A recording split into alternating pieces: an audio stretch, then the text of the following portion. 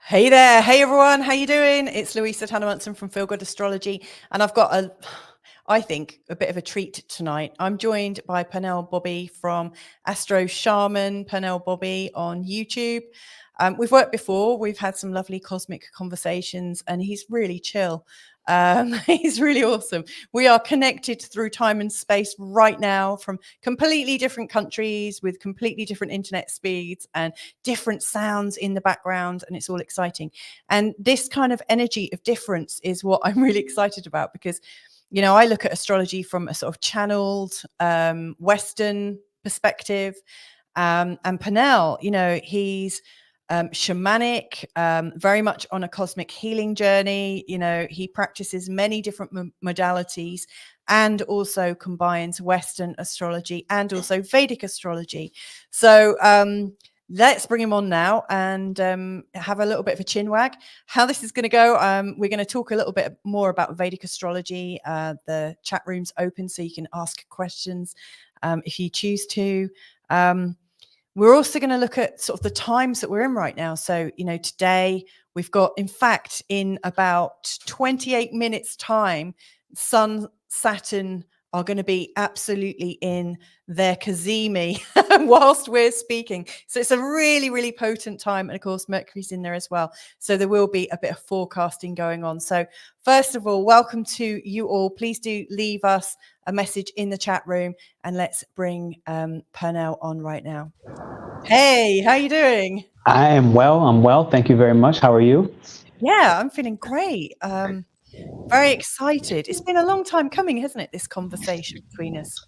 I think it's been a few months. I know you took your rest vacation. I was like in my full rest state at that time, and then life sped up for me. Yeah. And then I think we just did our little, and then right back here in the middle now. Yeah, absolutely. Does feel a bit of a balance point right now. Yes. I did feel like I had to go off and kind of hibernate like a sort of big old bear in a cave. And yeah, it feels so great to be back in, back in the throw of it all. I'm really loving it. I'm wondering, I can see we've got people tuning in and I'm wondering where they're tuning in from. Where are you sat right now? Which country are you in? I'm in Guadalajara, Mexico. I think this is the western coastal. Most people might know Puerto Vallarta or Puerto Vallarta. Yeah, it's the number one beach in Mexico. It's like the most highly touristic beach, other than Cancun. I think it's considered like Mexico's safest place. Period. Wow. And so a lot of Western culture and influence comes on this side. And so I'm at the third largest city behind Mexico City in another city called Monterrey. Wow, cool. Well, I'm coming from just up the road from Lisbon on the Silver Coast of Portugal. Again, really beautiful beaches, really safe and really calm. I can see people from I think your channel as well, probably watching as well. Please do say hi. Let us know. We've got Good Morning Portugal here. That's my husband. He's watching. He's going to let us know if the noise drops out or anything, and he might throw in a question. So, yeah, I've written that this is very much about where East meets West, even, the combination. How did you learn about Vedic astrology first, or Western? How did it all occur for you for now? So, to be honest, it was, I don't know, maybe half a decade ago or so. Like I had a friend from high school that just was like, Chiron's in Aries. I had no idea what that meant, if I'm being honest. And all I knew was I'm an Aries. And I was like, and I asked her, what is this? And so I booked my first reading from a friend from high school. So I didn't even see her in a long time. It's funny, like I went to high school with her. I met her up again with her in Malaysia. She was living in Malaysia. So I met her in Malaysia when I was living in Thailand, actually right before I moved to Thailand. And that was the beginning. Like just me understanding like, okay, this reading got me into a ridiculous deep dive. And when I say deep dive, all that started happening, like my memory on astrology just started coming back, like really, really fast. Like, I mean, I don't think I haven't absorbed anything so easily in my life, like not grade school, not math, nothing. This just came. And eventually it just occurred to me that like wow, like the only reason why I know this so much is through so many past lives. And eventually I started doing some Akashic record readings, and I started realizing, like, my first Akashic record reading, I realized I've taught astrology through almost all my lifetimes. Like, there's not a lifetime, I don't know a lifetime that I haven't known it. I spoke the language. But in the beginning, right, I didn't know any of that. In the beginning, I was just obsessed. And so I feel like that's really where it started. As for when Vedic came, honestly, Vedic came about a year ago. So about a year ago, I can't even explain it much. I started watching Vedic astrology videos way before any other video, but I didn't understand it, and I lost track of it. And Western and Placidus kind of became like my main jam. I started understanding like the degree point theory. Probably the most respect I gave in the beginning was through degree point theory.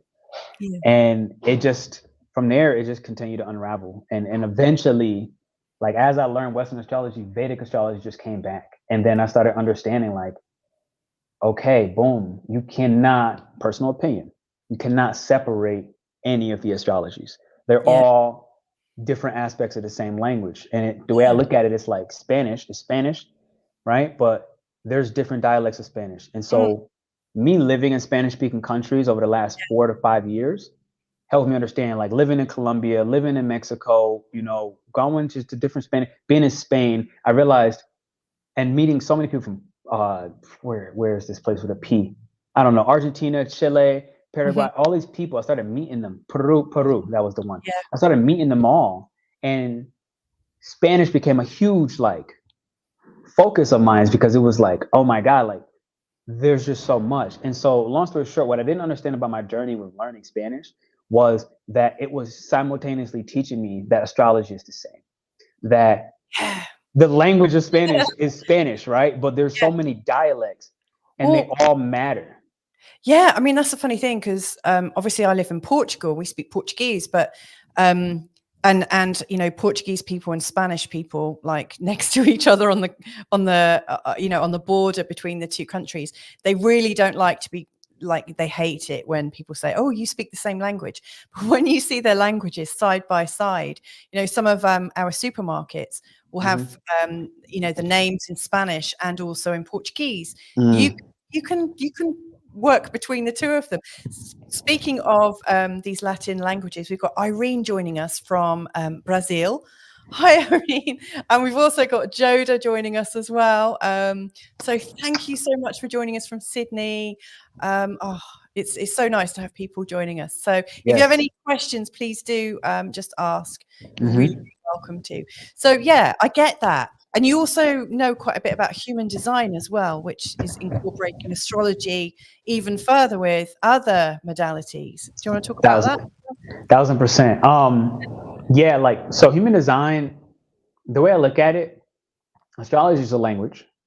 This is the way I see it. You know, if I break astro and logos being the written word, astro of the stars, of God, call it what you want.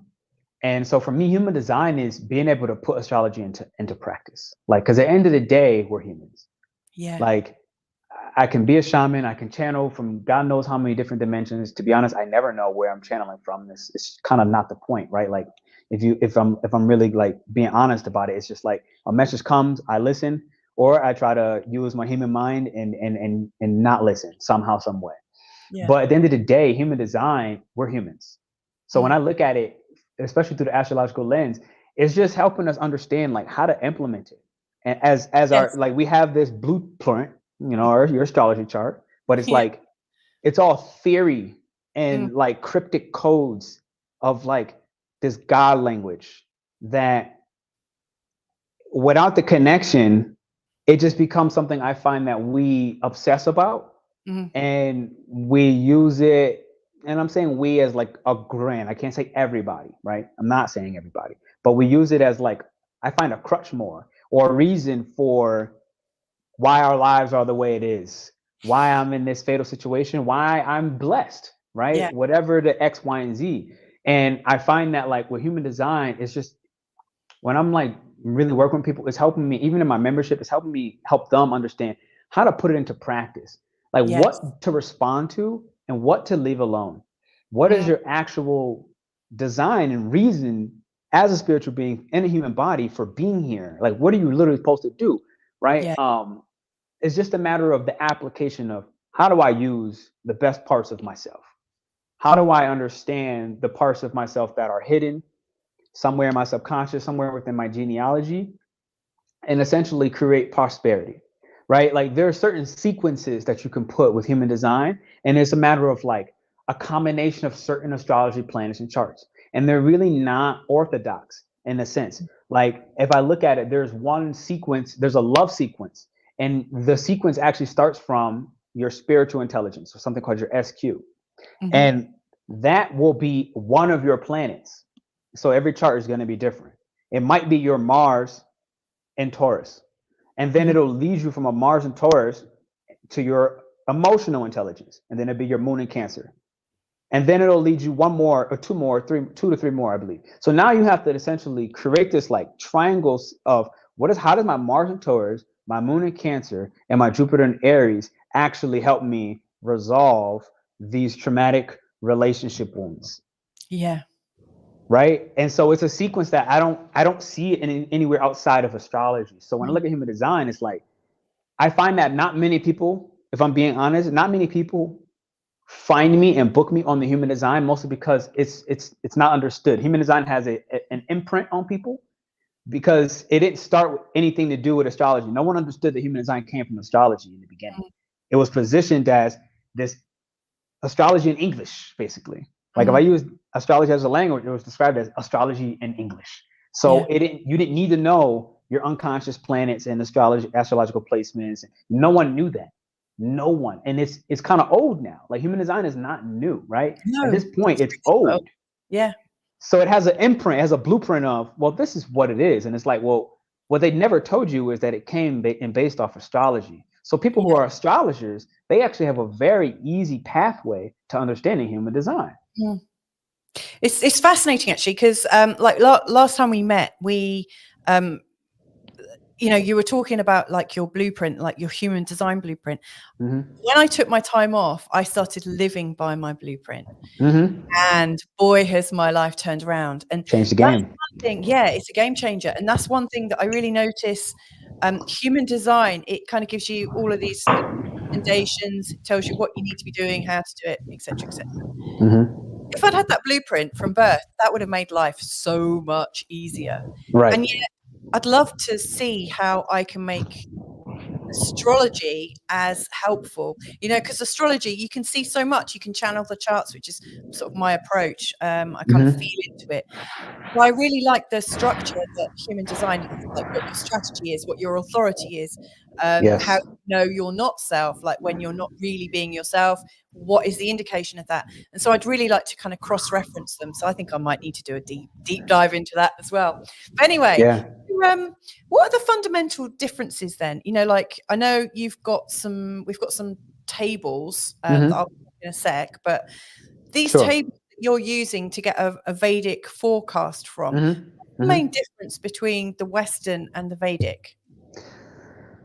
From a scientific standpoint, it's about 23 to 24 degrees behind, right? So you're talking about the, like sidereal from tropical. Exactly. And so when I say sidereal, I always bring it back to Vedic. The reason being, sidereal was an adaptation from Vedic. Right? Like it kind of, and I find that in Western culture, sidereal takes priority over the word Vedic. But the reality was Vedic is the oldest line of astrology that we have today that has not been interrupted. And that's the key point. My key is it hasn't been interrupted. So Romans, Greeks, right?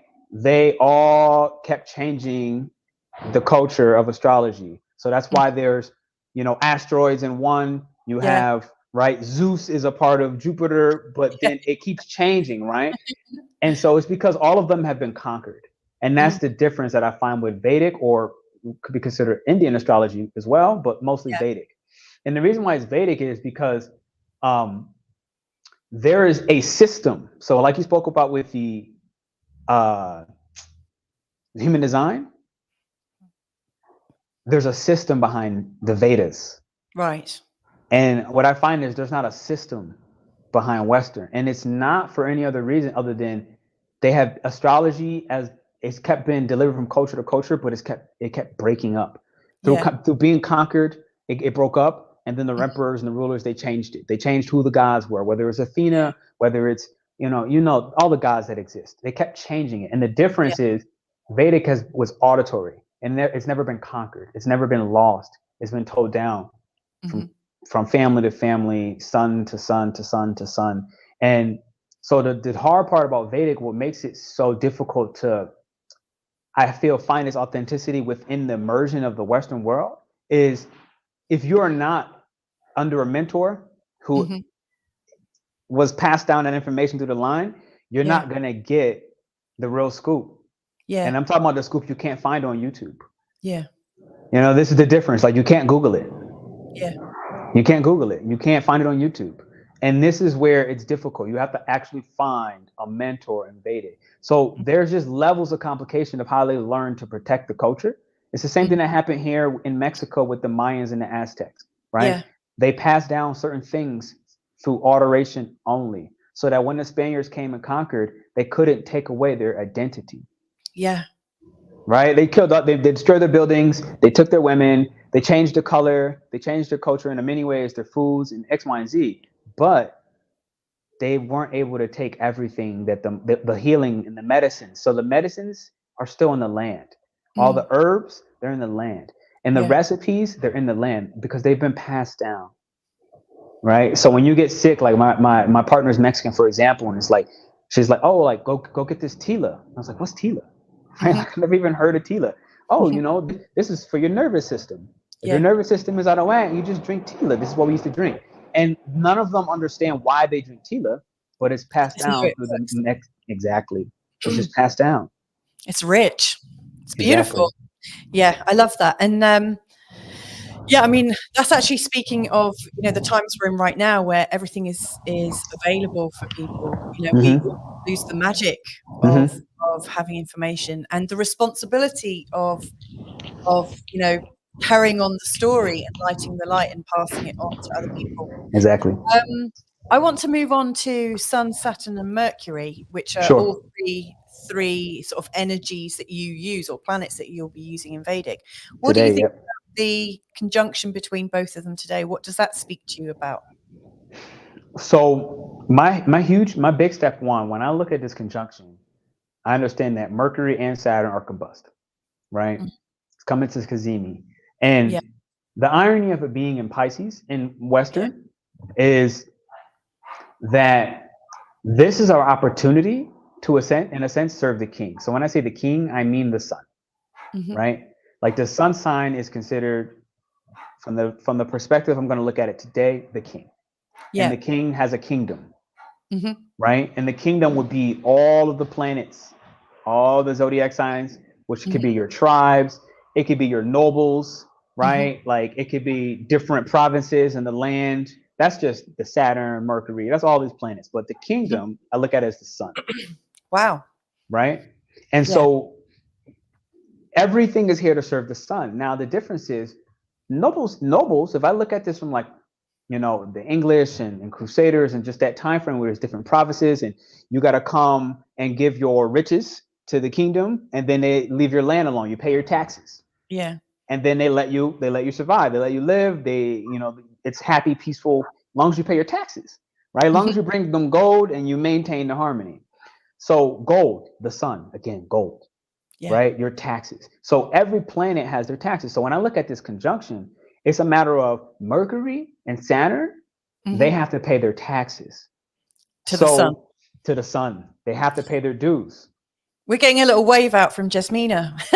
What's going on, Jasmina? Hey, how are you doing? What's up? We'll have to all get together sometime. Absolutely. So I love that, because I've never really thought of the sun as the landowner or the king. Of all the provinces. Yeah. All of them. And the key with this is the sun allows all the other kingdoms to rule themselves until a combustion. Right. Until a combustion. So Mercury, for example, Mercury is serving all the gods, right? Think Hermes delivering, messages Hades this. From gods to exactly. Yeah. Exactly. So when I see Mercury in this, it's like Mercury is the merchant, right? It's bringing information, it's trading goods, it's trading ideas, it's trading gold or resources, whatever one god has. So if you have Hades, and Hades has the resource of, hidden souls that it's hiding and tucked away, or hidden parts of your soul, I rather say hidden parts of your soul that it's maintaining and keeping hidden until further notice.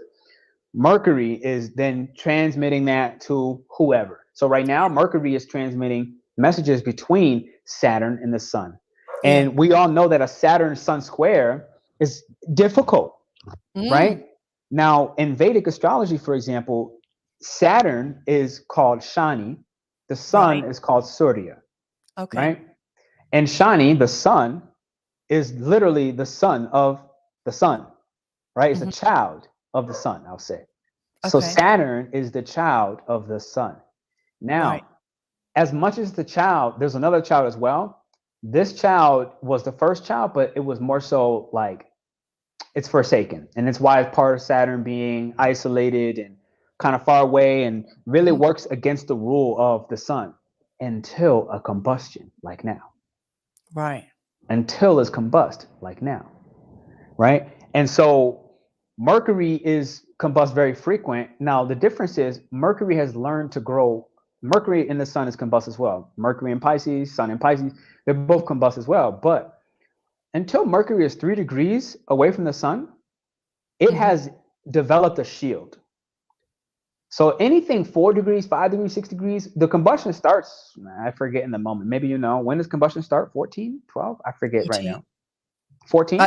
It varies from planet to planet, but so for Mercury specific, like I would say it's under the beams between like 14 to 8, and then 8 until 17 minutes of arc is when it's combust, and then it's Cazimi, and then comes out the other end.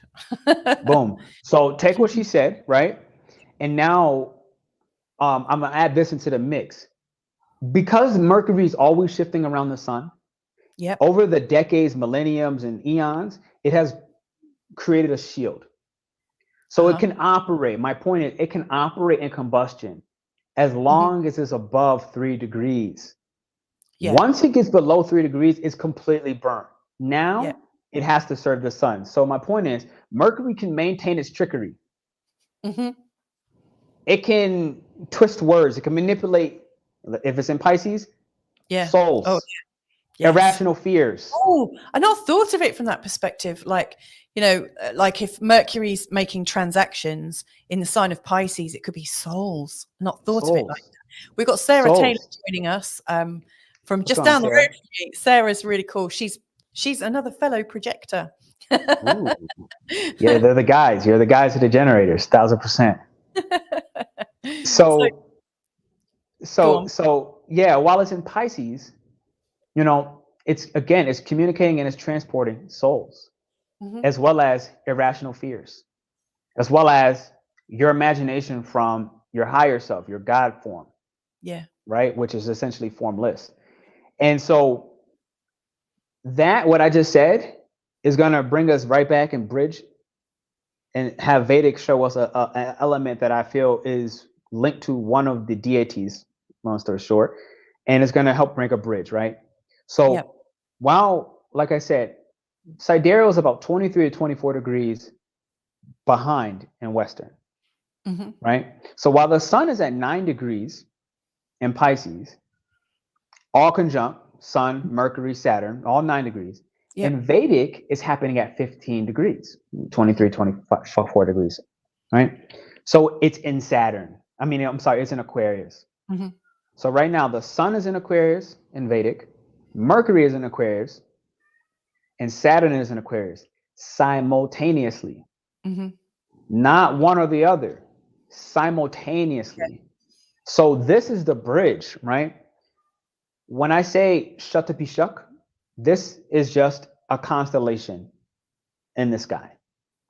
Shatabhisha, right? And Shatabhisha what does that mean? Shatabhisha so there in Vedic there's 27 constellations. Right? And these constellations are all the same. They're all divided into the 12 zodiac signs: Aries, Taurus, Gemini, Cancer, Pisces, all of them. Yeah. But when we look at a constellation, you see a cluster of stars, right? Well, each constellation has about 2 to 3 different deities ruling different parts of the bodies. Yes. Right? So Pisces we all know that all Pisces are not the same. We know that. We know that. But what's the difference? Right? Like, what's the difference? Okay, I'm a Pisces sun. Well, a lot of Western astrologers now talk about the decans or decans, like, so 0 to 10 degree, 0 to 9, 10 to 19, 20 to 29 degrees. Interestingly, if we're using the Western positions, this is happening right on my moon. My moon is 9 degrees Pisces. Before we continue, I just want to say, put a shout out to Parag. Parag. Hey, how you doing? We've also got Sarah asking, is that today you're talking about, February the 28th? Yes, it is. Yes. We're also joined by Makeup Therapy as well, who's saying hello. Hello, my love. Should we... do you feel ready to do some forecasts based on your Vedic knowledge? Before we do that, I just want to quickly put a shout out to my supporters. And I know you have your own memberships, don't you, as well, Pernell? No. You got to throw the love. You got to throw the love. Thank you all. Rocky, Amy. Yeah, Nubianet, Jenny Ann Slater, Anne Barrel Cox, Sarah Taylor. We've got Jodie, who is also known as Joda. That's hello, Joda. And we've also got Coleman. We've got Parag. We've got the Global Nobles, Castle in the Sky. I've said Sarah Taylor, another one of my lovely supporters. And also Irene is a supporter as well. So thank you very much. Also got Pluni, Castles in the Sky, Roseanne and Brogan and T-Duck as well. So yeah, thank you so much. I really appreciate you. And you have memberships as well, don't you, Bobby? Sorry, I do. No, I do. Yeah. I do. Bobby is my Spanish name. People call me Bobby in any Spanish speaking country. And you do members meetups, don't you, every first and third Sunday? And I do. So this is outside of YouTube. This is behind the scenes, right? So like the way I look at this, every astrology sign has an organ. Yeah. It has a body part, right? The calves are Aquarius, X, Y, and Z, right? But outside of the calves for Aquarius, if I use this example, in our last membership meet the time before, it's also the circulatory system, right? Okay. And so they all kind of go deeper than like the superficial, right? You got Gemini being the lungs and the hands, X, Y, and Z. So when I look at this, I actually want to do a little baby exercise with us today, a little breathing exercise. Okay. Take like 3-4 minutes. And sounds perfect. It's very simple. So I'm gonna have you take your 2 fingers, index and middle, and you can kind of place this on your third eye. Which hand? The one I write with? It doesn't even matter. Whatever one you did first, you should probably do that hand. All right. So we'll call that the instinct. So my instinct went right hand first, which would be my masculine, but that's a different story. So now I'm left-handed. Why did I do that? well, it's a lot of what I'm going to help explain with this Shatabhisha, which is going to help us understand the forecast between the two. So we'll get there. Ready? So boom. I'm on my third eye. Now I'm going to take my thumb. I'm going to have you close your nose here. On the same side as the thumb. Yep. So now from my left nostril, I'm going to take a soft, slow, quiet inhale for 5, 4, 3, 2. I'm going to close both nostrils 1 second. I'm going to open the thumb. I'm going to exhale from the thumb side. As I notice my shoulders relax. Now from the thumb side, I'm going to inhale for 5, 4, 3, 2, 1. As I close my nostril, I switch over and I exhale from that ring finger. As I notice my jaw relax, so my shoulders drop. And we're going to repeat that twice more. As I inhale, soft, slow, and quiet. I switch over, I open my thumb, and I exhale. Now we're going to inhale joy, clarity, and peace. We're going to exhale sadness, grief, and loss. We're going to inhale wisdom, love, and excitement. We're going to exhale depression, fear, and anxiety.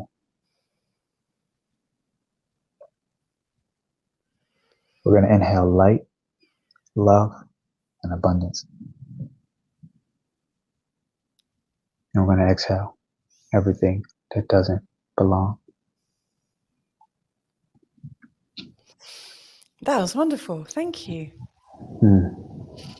I am sorry to not try to break up that like calming moment. That was really, really good. I forgot to mention, you were talking about the Vedic traditions, weren't you? And how the Vedic astrology gets passed down through the generations. Parag, who's one of my supporters, he comes from a Vedic tradition. And so grew up with all the men at the table talking about astrology from a Vedic perspective. Well, good to have you. That's gonna be fun. So feel free to join in, Parag. And Joda's saying, this is happening conjunct my natal Mars in Pisces. I could feel the energy shift last week. I've done a 180 turn from my heart rules over mind to mind rules heart. It's empowering. Nice work. You've done it. It's an inside job. Sounds like you've done a great job there. So I'm feeling quite chilled now. I almost don't want to do anything, but do you feel ready to do some forecasting? Right prior, I have to help them understand this constellation Shatabhisha, because otherwise the forecast won't fully connect. Okay. So Shatabhisha, there's 27 constellations, right? I feel the explanation behind that is less important rather than what this particular constellation happening currently today, right now, with these 1, 2, 3 conjunctions is happening in Shatabhisha. Just one of the constellations in the sky, somewhere between Aquarius and Pisces, right? And what this constellation is about, and there's a deity kind of attached to it and yada, yada, yada, but it's essentially the symbol. All these constellations come with symbolisms. One of them is a large circle, a literal black hole. It's just a circle. It's an empty circle, nothing else in it. And this represents essentially the parts of Aquarius that steps out very, very far away from the sun, right? In darkness. If Leo is the sun itself, Aquarius is the furthest thing away from the sun. And so it's in complete darkness. And so what happens in complete darkness? You discover many, many secrets that are not kin to our particular solar system, right? So what we can call this in a sense is the ability to pull from the ether itself, or the Akasha, or space, or manifestation energy. This is Aquarius's ability to be a part of the 11th house and reach the biggest of gains. Yeah. So this Shatabhisha is a part of this circle. Now, a second thing that this circle can represent, or Shatabhisha can represent as a constellation, is 100 doctors or 100 healers. So there's a natural healing element to this Aquarian element. Now, we know that Pisces has a natural healing energy. Yeah. I'm saying now that it's also connected to part of the healing energy from this Aquarius constellation, right? AKA, we know Pisces is a part of 12th house of what could be considered the infinite. Yeah. And I'm also saying that this circle that's in the Aquarius constellation simultaneously is literally where you pull from the ether. The formlessness turns into form eventually. And that's Aquarius' ability as a constructor, part of Saturn, right? Yeah. So Saturn can construct. We know Saturn has the joy of the 12th house, which is whose house? Pisces. So hopefully that within itself is starting to show the link that they're currently and always acting together. Right? Okay, so here are my little mini notes. Okay, I just want to add something there. Yeah, please. Because you were talking about the sort of energy of the infinite unknowing that we're able to sort of like connect into. Before we met up today, I was doing some recording for my March updates and the new moon in Pisces. And while I was, I do this with my clients, but I don't normally do this when I'm doing videos. But all of a sudden, I started to feel as if my energy was not really about astrology, but I was kind of going into a channeling space. I was quite uncomfortable with it, actually, because I'm used to doing it with my clients in sort of private, but I felt like when I was looking at the charts, I felt very silent, and I started to, almost like freeze up. I rarely freeze up when I'm doing forecasts. But it was like, my energy was all over the place, and it was really not here. It felt like I was just far out. And then when I looked at the new moon in Pisces, to me, it felt like actually where we are right now is absolutely leading up to this new moon energy, which obviously is another stepping stone to the equinox, and also the penumbral lunar eclipse on the 25th. We've got that, the first of the eclipses, and April's a massive month, but it just feels like we're like the energy is ramping up, but it feels like there's just this space, this endless space, this opportunity for us to be in a whole new reality. And there's confusion 1,000%. that comes with it. And Sarah's saying, because she loves, I'm guessing because I know her quite well, she loves the idea that something deep and dark and far away is occurring. So you've got your notes. Yes. I mean, everything you said is 1,000% on, right? Like the whole combustion, what I was saying before, like what it's allowing, especially while being supported by Mercury being in Pisces, is us to embrace this space without doing anything extra, and realizing that this space is illogical by default and on purpose, right? Where any type of intelligence, for the whole last week, I've had so many different technologies break. Today, my headphones broke, right? And it just goes on and on and on. But like, who is Pisces most influenced by? I'm going to just say for the moment, music. The reality is it's everything, but I'm talking Mercury and Pisces, right? Like listening to what exactly? And so it absorbs any and everything. And so when I look at it, it's like none of these things breaking, especially technology, which is the other side of Aquarius simultaneously, are by accident. What's going on is Mercury can do the trickery, but it is unable to. Like I said, once it hits under 3 degrees, it cannot. Now this is basically the sun saying, I need you to perform a duty for me specifically. And it's talking to Saturn as well. Saturn is less resistant because it's not mutable, right? It is not trying to escape anywhere, quote unquote, right? It's like, look, hey, I'm here to do my duty. And it's very dutiful, isn't he? Say it again. Saturn's very dutiful, isn't he? He's very much like a very, CEO. Very dutiful. Or and like again, a line manager. And again, it's the sun. It's the child of the sun, if you will. And Hermes considered as well. But again, Hermes is used to so many different forms of power because it's the merchant between gods. Yeah. And so when one god doesn't give it what it wants, it will go to the next god and it will play a game. Well, it's like a small child playing between parents. Exactly. but Pisces is way too wise, way too ancient, way too evolved, and it's way more inclined to be a merchant between the worlds and the realms of spirit, the realms of source, the realm and the desires of the soul being met, aka on the king's demand. Right? So point being, here's what's magical about this. This Shatabhisha, this thing connecting the two, right? Saturn is there right now in Vedic. And Saturn likes to be here. Why? Saturn in Aquarius. We know Saturn in Aquarius is happy, right? Yeah, definitely. Now, the thing is, this is about being real or practical, right? And it's the ability to conform to our own practice outside of society.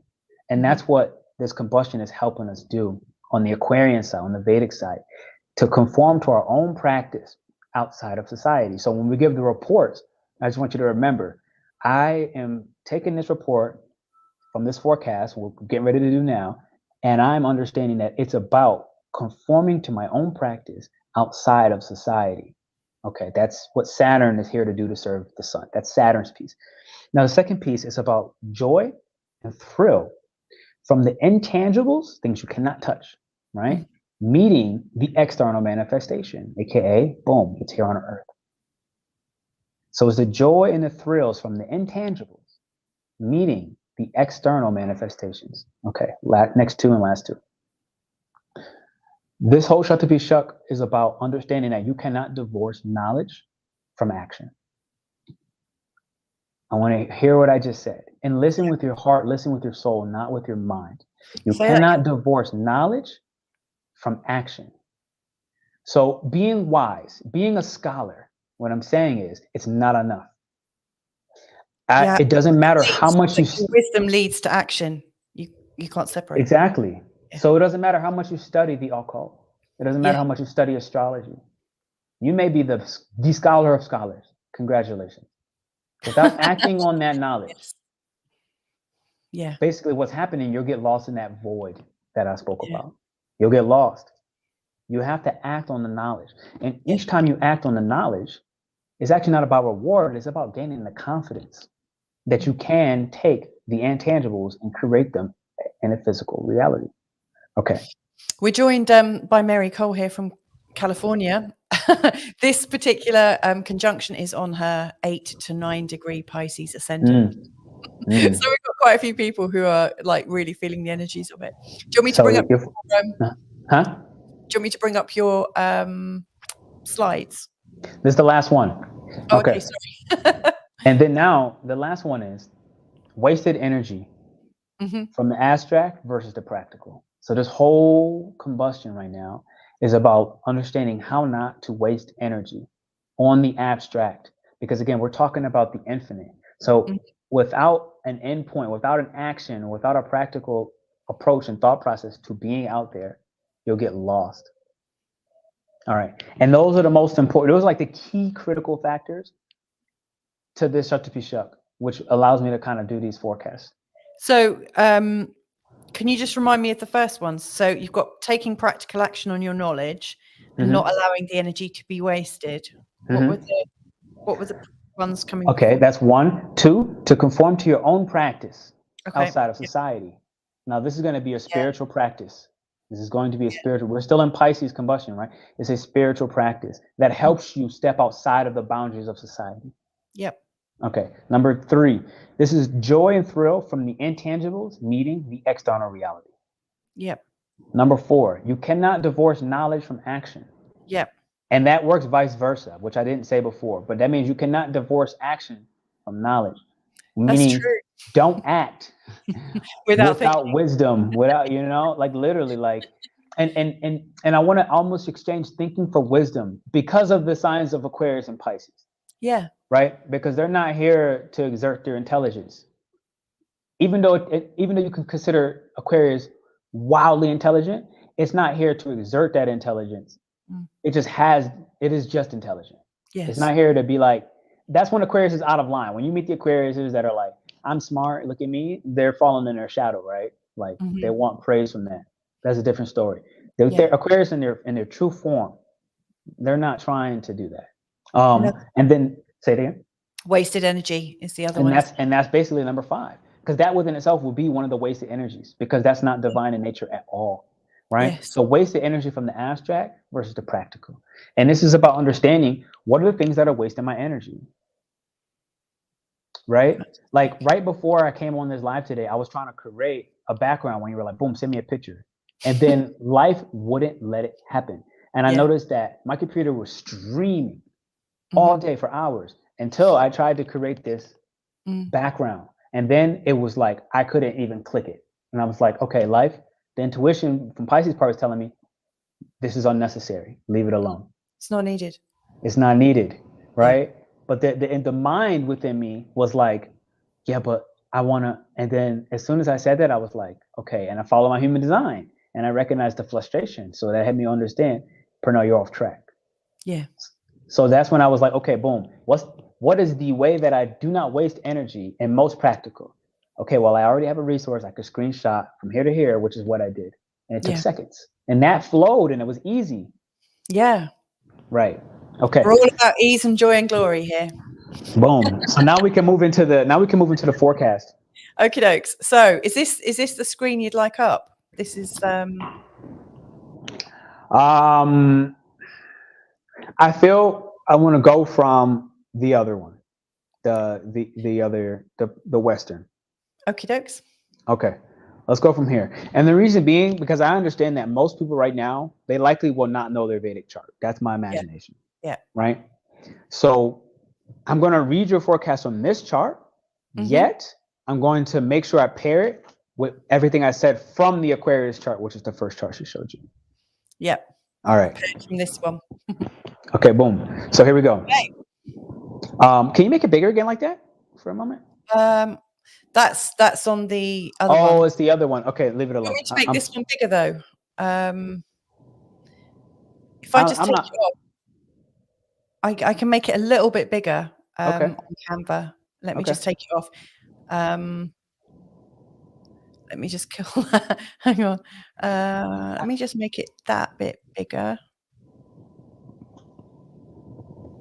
Checking with the people in the comments for the meanwhile. See. Yeah, who I and can give you a little need to extra go up attention to Saturn, don't you? Maybe that's what it was. So if you're in a chat right now, I actually can't really see who's in the chat. So if you're in a chat, take a moment, drop your rising sign and drop your moon sign. So I'm specifically going to give these from your rising and your moon. And I'm not going to say you can't. For you, okay, perfect. Thank you. And I'm not going to say you can't listen to your sun sign. What I like to tell people when you're doing forecasts, or when I'm doing forecasts, some people, you may have a rising in Leo. Yeah. But let's say you have 4 planets in Virgo. If I'm you, listen to the Virgo. Yeah. Right? Like there's going to be so much Virgo energy. So and take that same. They're all coming in. They're all coming in. Okay, we've got a Libra rising Aries moon. We've got a Libra rising Pisces moon. Okay, hey, cool. Sherry, by the way, nice to meet you. Sherry?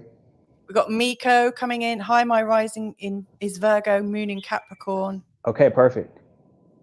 Cool. Thank you. I appreciate that. So keep on dropping those. And then that way you'll know as well. That's the one you want to focus in on.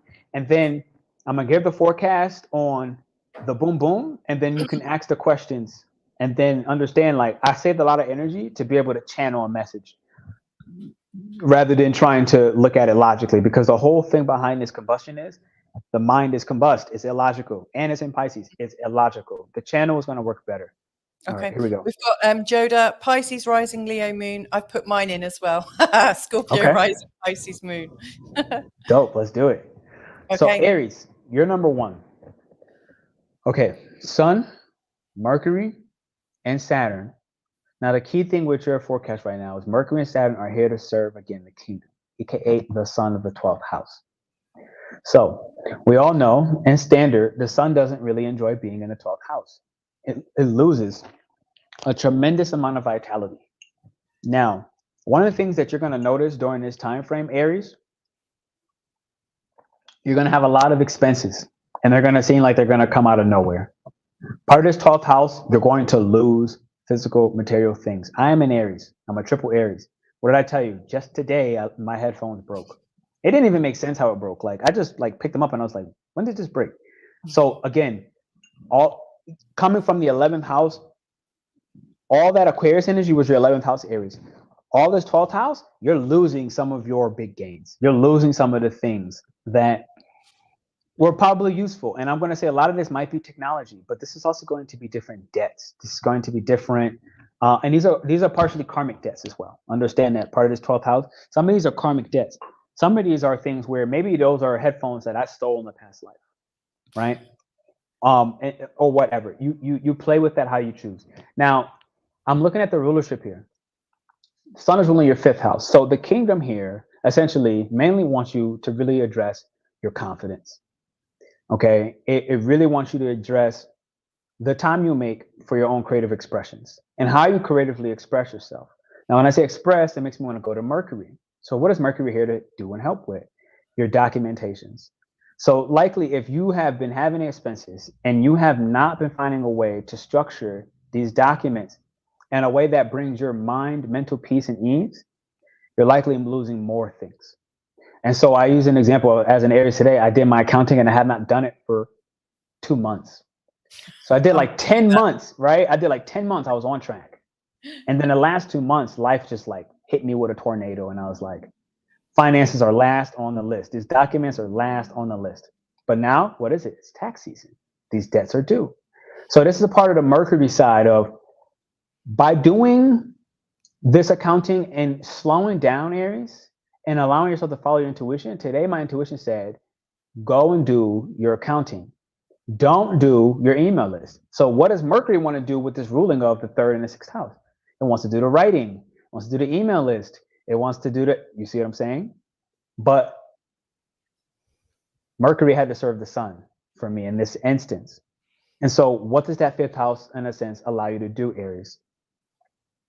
It allows you to feel more confident in those things that scare you. And like, I'll just say up front, like, for a long time, my finances, primarily accounting, has like terrified me. When it comes to the world of spirit, I'm like, check me at any point. When it comes to living in the mundane human world, I don't enjoy it that much. I've had to learn to enjoy it. I had to learn to step back into the physical world. That's not my particular cup of tea. So Saturn, here's what Saturn is doing for you. That 9 and that 12. The key thing is there is some sort of a boundary that you're looking to move beyond. Some of these boundaries are cultural, part of that 9th house. And some of these boundaries are outside of your culture itself. So you may literally want to take a trip and move to a culture that is different than your own. And now, again, for life example, I've been considering moving to Asia again. Now, in order to do that, accounting was one of those main things. It's like, look, do this with, again, the knowledge and the action, which is what that Shatabhisha is asking for. It's like, don't just do this and blind shoot in the dark. Yeah. Be willing to shoot in the dark while allowing Mercury to serve the documents necessary so that you can do it without having karma backlash at you. In a sense, that's what I really have for you, for your Saturn, for your hope and your dream to come ahead and basically allow you to embrace your career, embrace your vocation, which might be, again, outside of the societal standards of what you can do to make money. What kind of risk you can take that is an action backed by knowledge. Knowledge backed by the action that it takes. And then that way you will bring the intangibles, your just literal large dreams that you cannot foresee. If you look at these fears that you have and you think that it's your job to take care of them, it's like, no, Mercury is telling you, just handle the necessary document that has already been on your mind. And then if you do that, you will be tremendously blessed with all that 12th house energy. But it's not going to come first. It comes with faith first and the action that you know you need to take for you to actually make those wishes come true. Wow. Very good. I'm a little worried that this could take a long time for you. I mean, it's a very big gift giving a forecast for each sign. So are you okay to keep doing forecasts? Perfectly fine. I mean, Okay. I say, like I said, I personally, I planned my energy out pretty well. But if you need them to be a little shorter, I can make it shorter. A little bit shorter. And what I'll do is I'll index them Okay. so that people can easily find them, so that they can go to Aries. And I've Cool. got my pad. No worries. But it's really great. It really speaks to me because actually, like 12th house energy is also very much about immigration. You know, obviously I work with a lot of my migrants and people who in a different country of residence. They nearly always have planets in their 12th house where you're going to rest. Right. Okay. So next, are you doing them in sort of chronological order? Like, are you going to Taurus? Yeah, just keep it simple. Yeah. All right, Taurus. Here we go. The sun ruling in this 4th house for you. Okay. Home, inside of yourself, inside of your physical body, and the home you've created in your internal environment. is one of the main focuses of the kingdom here. Now, Mercury is asking you to stop wasting your sexual energy. Okay, Taurus, I want you to look at, honestly, your hedonisms. And in a sense, use your higher mind to put somewhat of a clamp on it and to be a little bit wiser with your sexual energy. Now, this does not just mean intercourse from the physical level.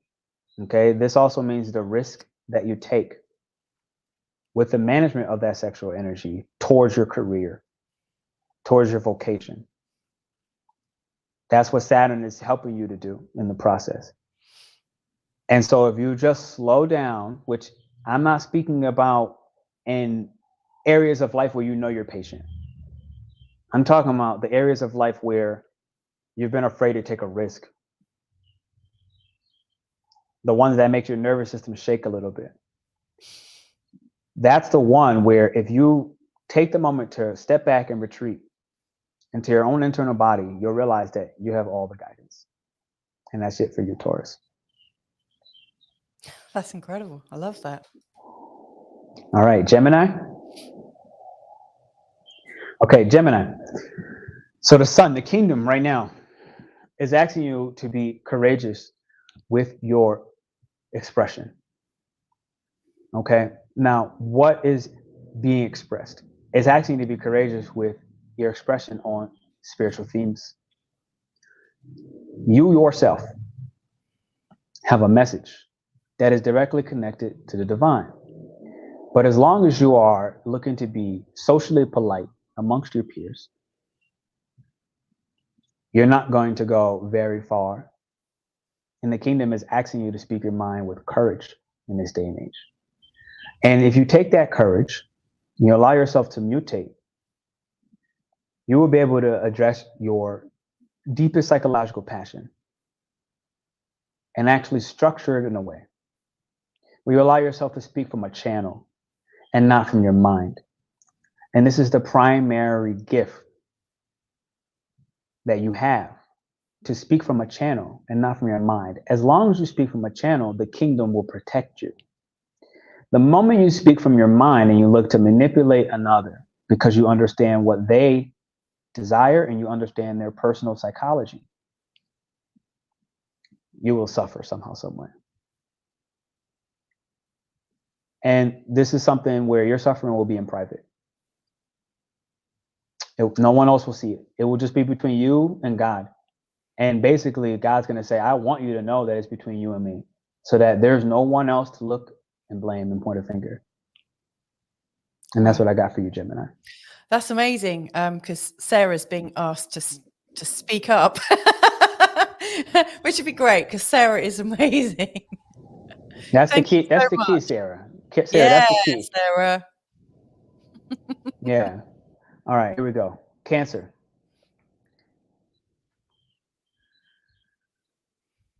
Cancer, the kingdom is asking you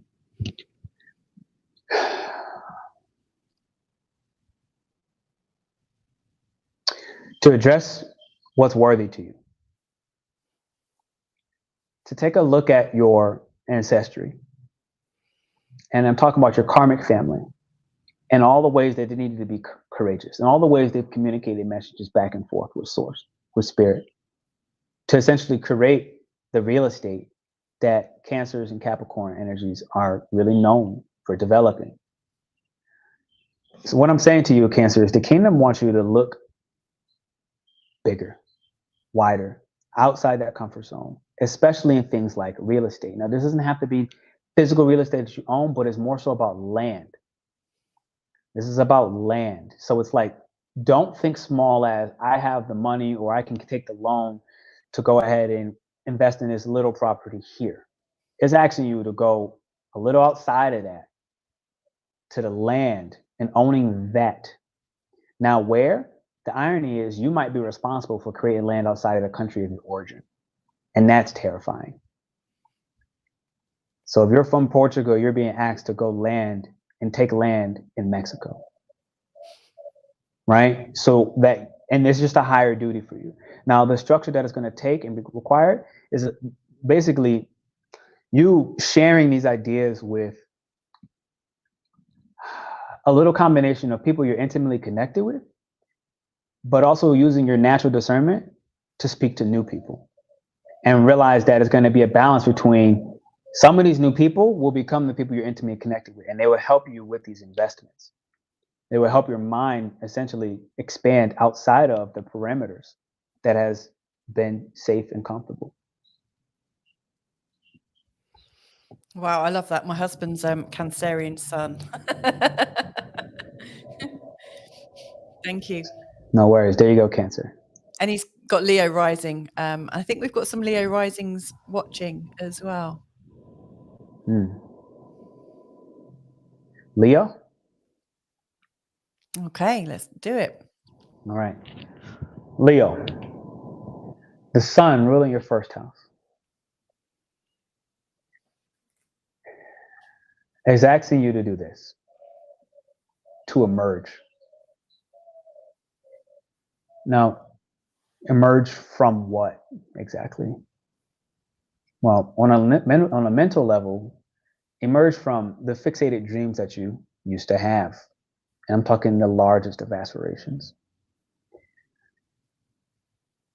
The way you think you want to make money is likely out of alignment with how your soul plan is set up to be. There's a dream that you may be attaching to that you're likely going to be forced to surrender to that kingdom to step into a brand new sense of self. This is an absolute rebirth moment. Now, how you're going to understand this is the projections of the people you've judged outside of yourself. That is likely your clear indicator to look back in the mirror at that projection and see, well, this is me. My judgments of these people, whoever they are, is actually showing me what I truly want. Now, Saturn is here in a sense, and its role in the kingdom is to get rid of the mental manifestations, to literally cancel them, the fears, the ways in which you have dishonored your physical body. This may and likely is something to do with calming your nervous system. Because until your nervous system comes down, you're going to likely continue to project outward these fears. And you'll never recognize how irrational they are unless you start looking at the truth, the honest truth of what the projection is trying to show you, Leo. Virgo. Perfect. Thank you. All right. Virgo. Virgo, you have a really big job right now. And the kingdom is asking a lot from you, but it's because you're one of the fewer signs right now that's actually capable of managing and handling this much.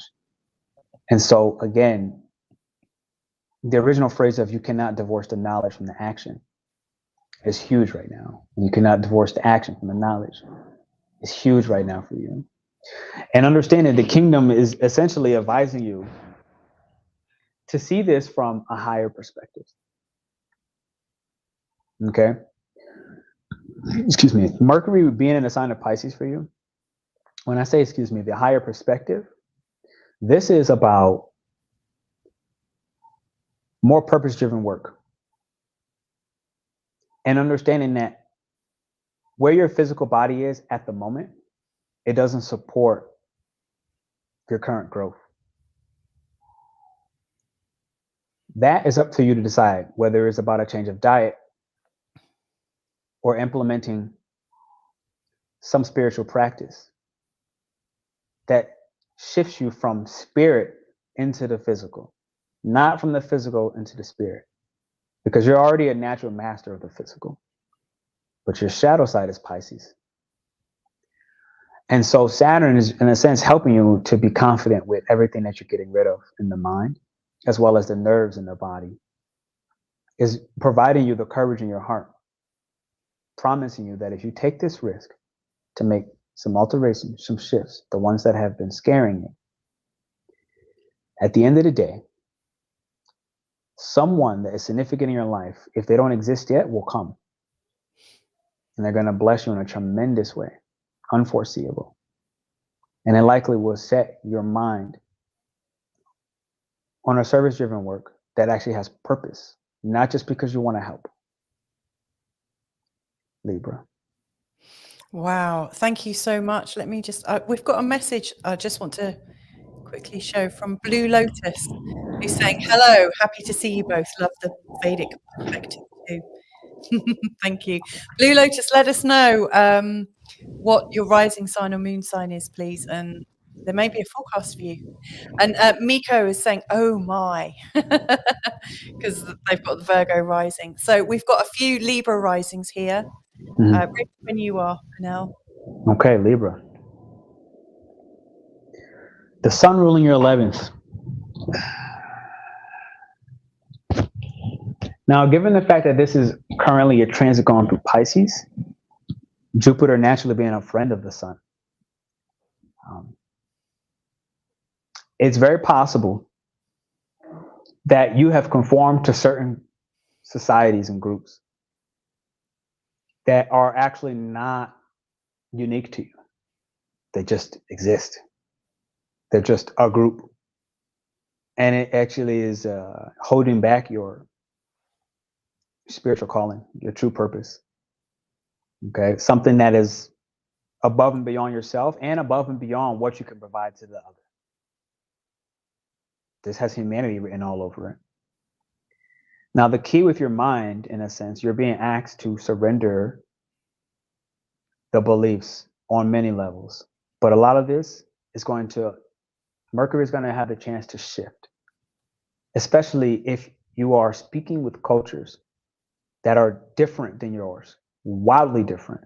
11th house, 9th house, 12th house, all of this is essentially the house of God in different forms. Now, when I say God, don't get crazy political in this moment, because that within itself is how you would like to fool yourself. But Mercury is not in power right now. The sun is. And so your family values, okay, they're going to shift without a doubt. And the best way I see this happening is to speak to people who speak different languages than you, and then learn that you are already well equipped to read their body language. You don't need to know what they're verbally saying.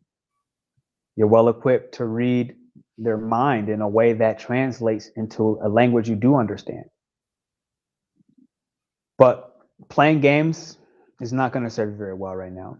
Your main structure that's here to support is isolation. Taking the time in the privacy of your own home to do something called backwards thinking. Essentially, what I mean by that is to take a cup, fill it with water, and take a completely different cup that's empty and pour that water, which equates to your emotions, how you feel about things, your psychism, X, Y, and Z, and change the shape of all of that. This is one of your biggest things, to restructure the shape of your emotions, to restructure the shape of your beliefs, to restructure. It's made of the same stuff, which is you and all of your divinity.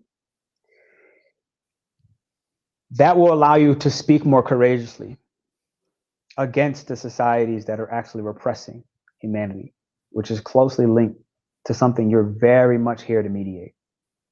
That's what I have for you, Libra. Wow. Excellent.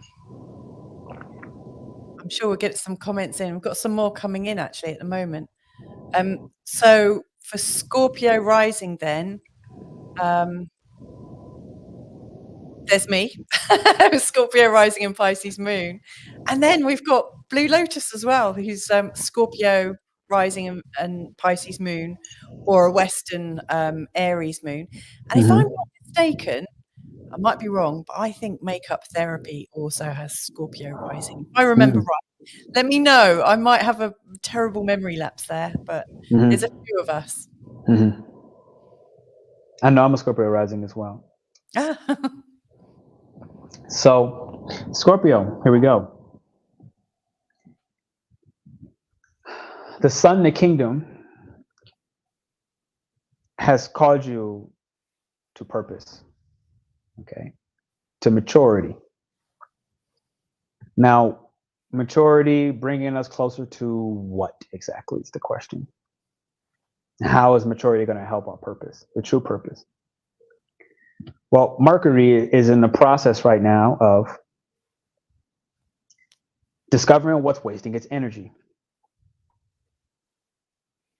discovering what's not practical, using the illogical mind of Pisces in the moment to actually confuse you from your grief temporarily, from loss, from debt, temporarily, and helping you be kind enough so that you can forgive. It's that lack of forgiveness right now that's not allowing your true aspirations to be met with the maturity required to serve something larger than yourself. Saturn here, Scorpio, is again helping you be courageous by restructuring your self-worth, taking you back to the point in childhood and youth where some way, somehow you were isolated because of your courage, because of your willingness to say what was channeled, to say what was divine in nature, to say what was spontaneously a yes for you, but also isolated you. So what's happening now is you're coming back to authenticity. And again, Saturn and Mercury being combust, they're helping you dive deep in what is the psychological motivations that have stopped you from these grand aspirations, where you don't actually care about the title or the success or what it looks like. Rather, what it deeply feels like. This within itself is the secret ingredient. And that's what I have for you, Scorpio. Wow, that's perfect. Thank you so much. Sagittarius. Sagittarius, the sun ruling your 9th house. Here's your primary focus. It's a time to shift from the ancestry with the high mind and literally surrender the overreactions that you've had based off of being hurt. For again, channeling God's message, which eventually became an irrational fear of yours to do so, to follow that third eye vision and realize that you don't need the logic because you're not Gemini, nor the other air signs. But you do need your intuition. You do need your instinct. And so what's happening right now is you're going to take a time to stop trading with others in superficial ways, whether it's money, whether it's an asset or resource, whether it's one relationship for the other, whether it's something that you're doing well in your career and somebody else is doing well in their career. The superficial trades are coming to an end. And essentially, Saturn is here to remind you of who you are at the base levels, of how your body language has essentially integrated with society so deeply that you forgot how to be outside of the societal rules and norms. It's time, Sagittarius, for you to speak with less censorship. That is the key, especially if you had one of your caring parents try to censor you. Now it's time to speak with less censorship.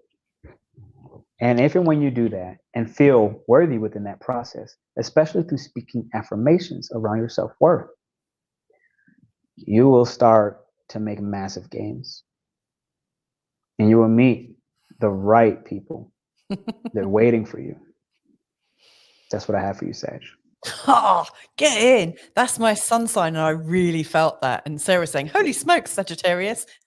That was fantastic. Thank you so much. What a gift. Isn't it funny? I mean, a lot of people, when I do my forecasts, I do them for the ascendant, but I always say to people, if you're feeling the call to listen to your sun sign or your moon, listen to it. There's always a resonance. And I think astrology is a tool that we should determine how we use it. rather than have it imposed upon us. I love that. Hmm. Oh, right. Let's see. Has anyone here got a Capricorn something or other? I think somebody has. Here we go. Miko's got moon in Capricorn. Mm-hmm. Okay. Okay, Capricorn, here we go.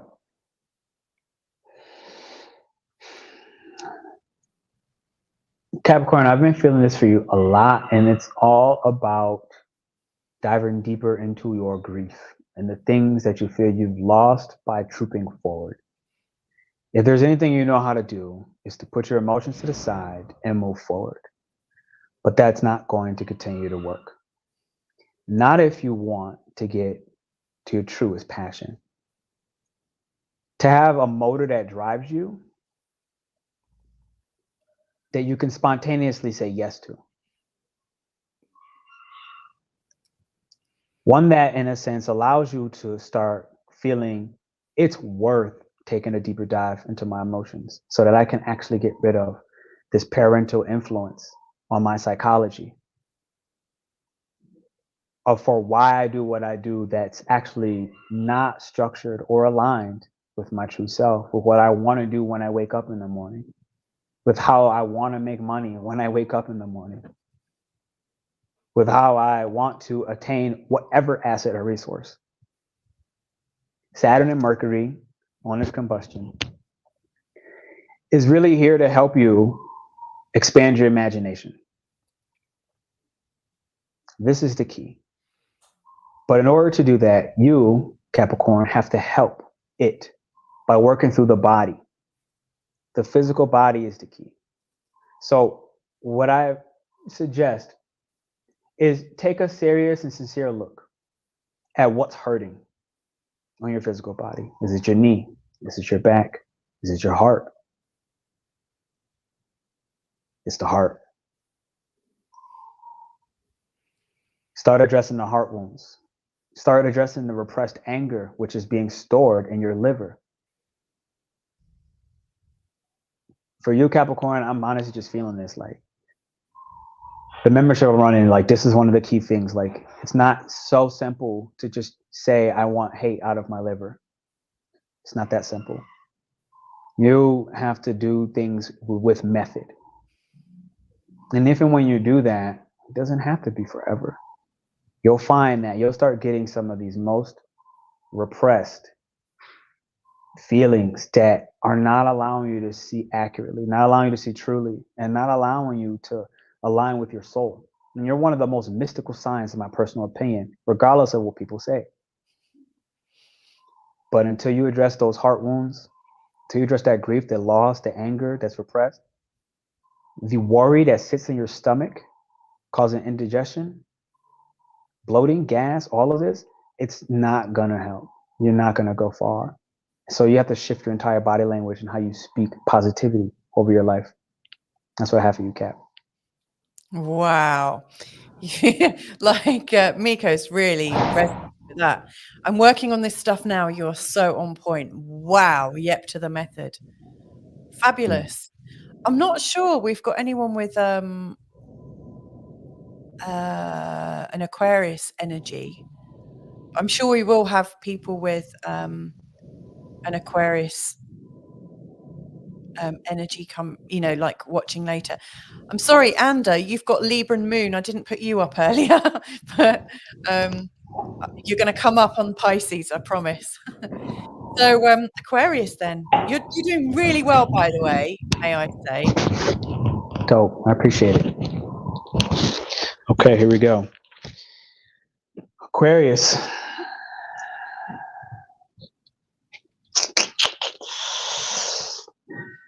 This conjunction, the sun, the kingdom Aquarius, is asking you to set boundaries, to use your high mind to set physical and worldly boundaries, and to leave behind the ideologies as well as the fear of the judgment that comes if you actually be yourself, which you crave and you love, and you inside your own mind brag about, I'm so unique and I'm myself. But then outside, when you actually interact with other people, if you're honest with yourself, you realize that your true fear to interacting with other people is that you are not the best at setting boundaries. And there's a part of you that is with this time frame dealing with the irrational fear of the shame that has been created and essentially find a way to subconsciously evolve in a way that has really negatively impacted your self-esteem. And it's become a tremendously irrational fear. And so Mercury at this time frame is actually helping you to serve the king when it comes to becoming more confident and allowing your ego to actually disintegrate, to fall apart, to be destroyed, to have a tower moment, so that you can actually show the truth, the base of your courage, to step back into being unique. And Saturn in this instance is helping you structure those dreams and aspirations, and I want to say fantasies, in a way where you finally use that high mind. And the high mind has been telling you for a long time that you are only here to isolate for time frames where it actually ends at a point and you don't stay isolated. You only isolate so that you can understand in your space and time alone to reflect on what's worthy of your time, your efforts, and the people that actually are worth sharing your ideas with. That way, when you put that structure in, you won't share your ideas with everybody just because of the ideology of humanity and being able to support everybody, but supporting the right groups. You have a tremendous amount of resource. And part of that is your high mind.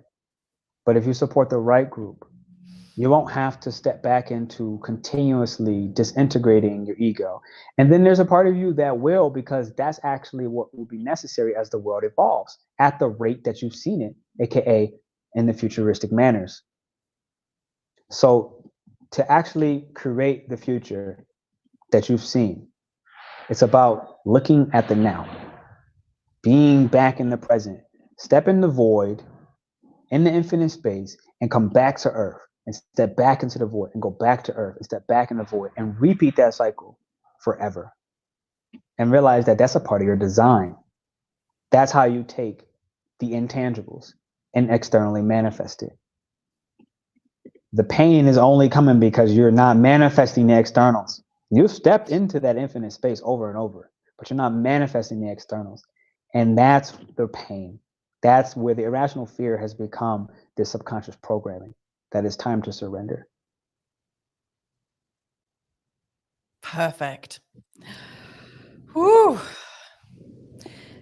Ready for Pisces? We've got, let's see how many we've got. We've got quite a few people with Pisces energy. I've got my moon in Pisces. Blue Lotus has got Pisces moon, according to Vedic. We've got Anda with Pisces rising. We've also got Joda with Pisces rising. We've got Sherry who's got Pisces moon. So we've got a bit of a Pisces contingent here. And Sarah's saying, I'm going to kidnap this guy. I think she likes you.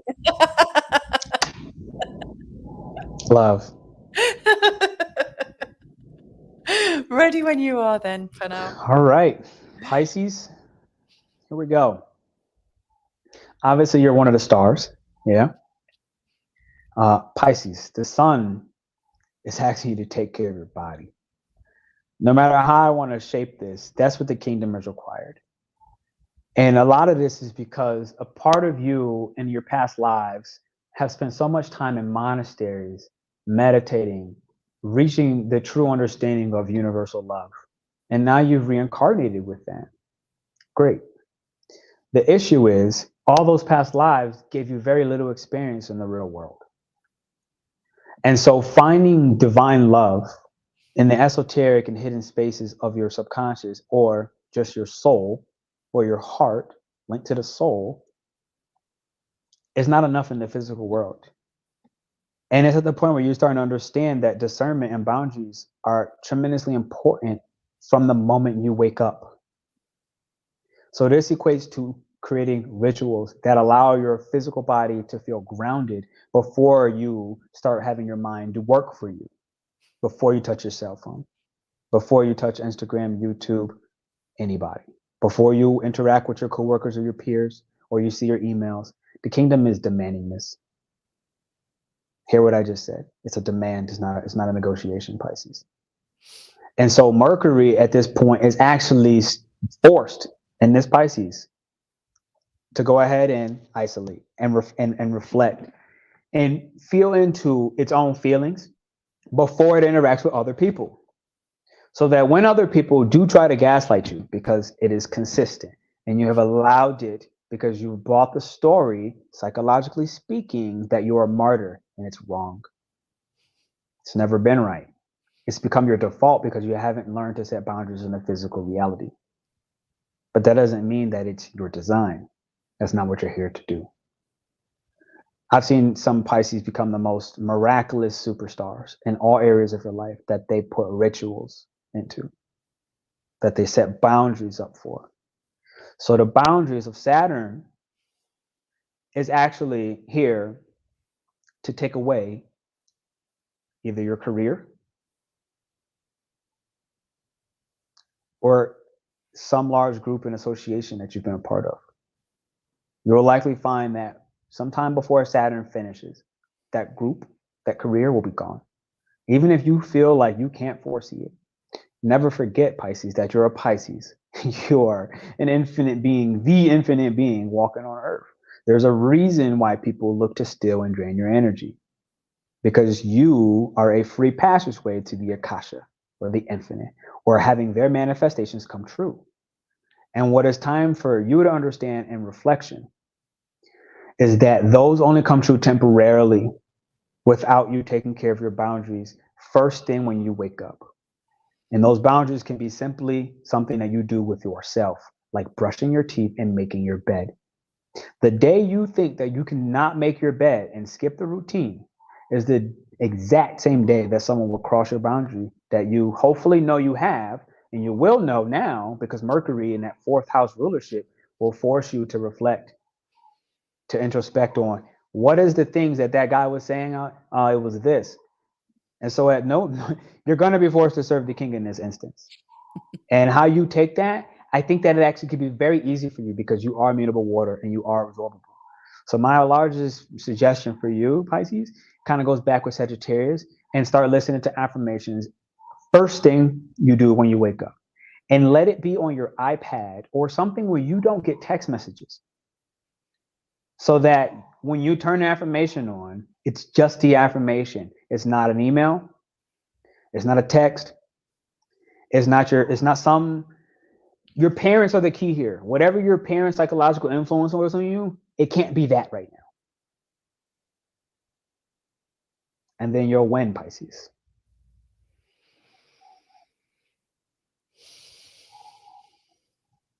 That was fantastic. Thank you so very much. Wow.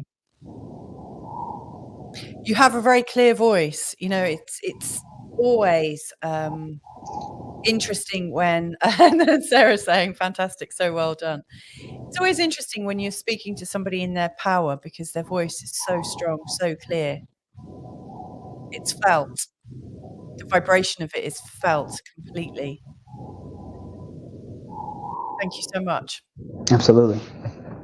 So we have absolutely been on a nice little journey here. Thank you so much for joining me and like talking a little bit about and Miko saying very calming voice as well. Oh, yeah, it's calming. Everyone's saying that.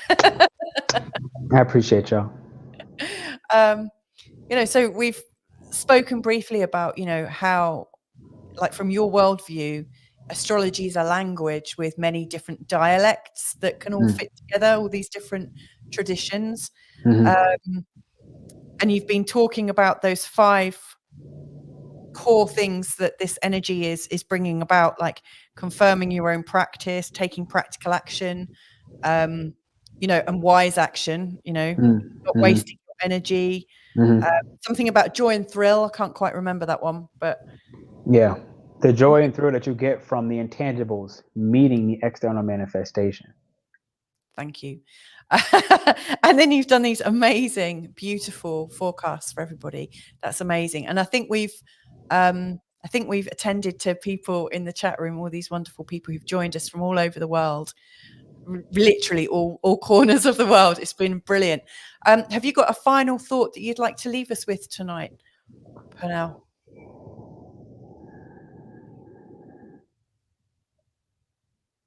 To remember that the original circle of this Nakshatra happening in the Vedic, it's the void, yes, but it's also about the 100 doctors, the 100 healers. So understand that every forecast I gave, it's not happening until you heal. And this, you cannot take a pill. Understand that right now in Vedic astrology, the Rahu or North Node is in Pisces. And this is terminal terminal healing, right? Virgo is intermediate day by day healing, aka take a pill for the pain in the moment, or go to the doctor for this injury and then you get the injury again. Pisces is the healing that is permanent. So when you heal from the soul, it does not repeat. That is what this combustion is all about. It's about healing the soul level. This is where I find the memberships I'm running is really the key, right? Like it's about healing the organ, because the organ, when you heal the organ, understand that there are specific emotions, colors, sounds. Choo is a sound linked to the kidney. Now, when you do the choo at the right time, with the right color, with the right understanding of the exercises to do with it, you start healing the organ itself. And as you heal that organ itself, there are negative emotions attached with that. So when you deal with grief, for example, grief is stored in the lungs, but that's not necessarily common knowledge. And that's not what the doctor is going to tell you, but that's what Pisces would tell you. This is my point, right? So instead of saying do breath work, because that will help your lungs. Absolutely, it will help your lungs. It's probably going to show, but the breath work after will show you what to do next. Yeah. So if you said, boom, the common voice exists, to understand it started because of this. So this is the physical world allowing us to access the spirit world. There are barriers. That's my point. Yeah. There are barriers. There are boundaries. And so when we unlock these barriers and boundaries, the true healing can actually begin. So now when I speak, I can speak for forecast of 12 signs in minutes per, only because I'm not speaking. When I did Aries, if I'm being honest, I was thinking. When she pulled me back, now I'm like, oh yeah, my bad. I'm sorry. Pernell, get out of here. Okay, boom, spirit. Yeah, no, I understand that totally. And it's interesting that you were talking about, like healing completely and permanently, and the organs that might be storing different emotions. I follow German new medicine and also do loads with homeopathy. I've got an appointment with my favorite homeopath tomorrow. I think I just absolutely think the connection between our emotions and what's going on with us at a cellular and a soul level cannot be ignored. We ignore it at our peril. I think we need to go now. We do have one question has come in from Blue Lotus, which is, are you guys partial to one style of astrology? I think we can answer this in half a minute or so. I've got to put my kids to bed, you see. They're getting really tired. But I'm more of a Western girl, and I tend to pay a lot of attention to the patterns the planets are making and the connections. And I really like to use asteroids, and I channel charts. And I'm not really well studied in, an academic sense to do with astrology, but I go with what feels right in the motion, in the moment. So that's kind of my mojo, and I go wherever I'm pulled to go. I'm not very strict. How did you want to answer that, Pernell?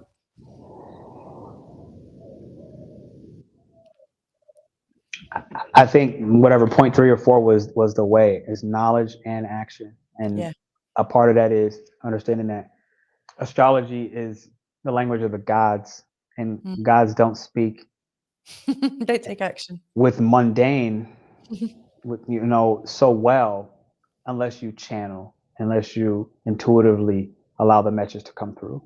Yeah. And you notice the calmness is delivered differently. Again, the best I can give is Aries, and then everything after she has said boom, boom, boom, woo, woo, Taurus down. Now it's like boom, it's being channeled. Yeah. Where, if I'm being honest, when I was looking at the screen, I wasn't really looking at the screen. Like, I just dipped out.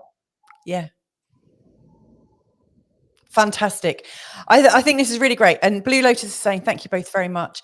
I'd like to thank everybody that's participated with us tonight, because, with these deeply kind of shamanic, channeled, experimental, flowing sessions, all of your energy absolutely adds into the collective. It becomes part of the program. So thank you all for all of your encouragement, your comments, your observations. It's been fantastic.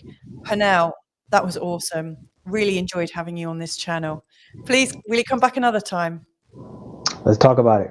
Yeah, great. Well, thanks so much. Enjoy the rest of this fantastic and deeply insightful conjunction between Saturn, Mercury, and the Sun, and we'll catch you another time. Lots of love to you wherever you are in the world. Bye for now. Ciao. Ciao, ciao.